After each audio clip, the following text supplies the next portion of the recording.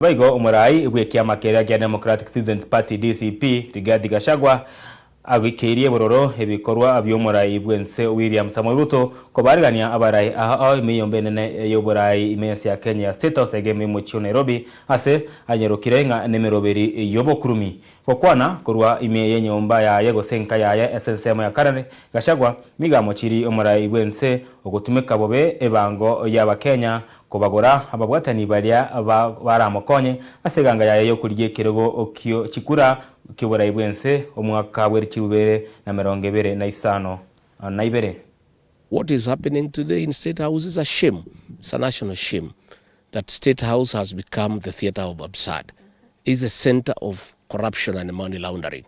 Public funds are stolen daily and used as bribes to the people of Kenya. But I'm happy that the people of Kenya are focused and they see far. So I want to ask the people of Murang'a to take note of their true leaders who are here with me today.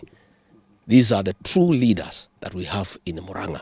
These are dependable leaders. These are people who care for their people. These are people who respect the people who elected them.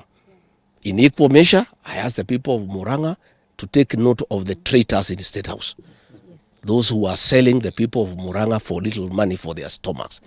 And to take note so that 2 years down the line, the people of Murang'a will separate the wheat from the chaff and the chaff from the wheat and do the right thing and elect true leaders who are true representatives of the people and people who can represent them and who cannot sell their birthright because of cheap money.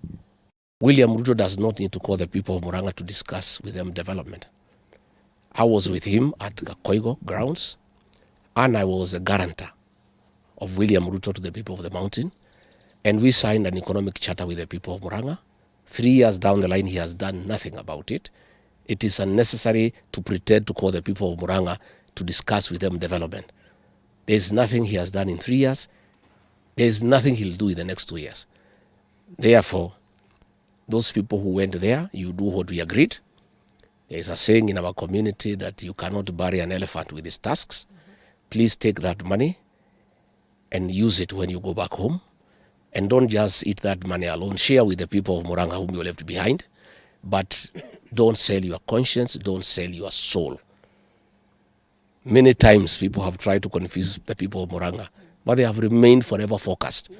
These are people who are extremely focused and they can see through the scheme of William Ruto of trying to create division among the mountaineers. I want to call our people to stay united and to know that our strength is informed by our unity as a people. Let our people stay focused. Let our people not be swayed by small money and by bribes that are taking place in Kenya.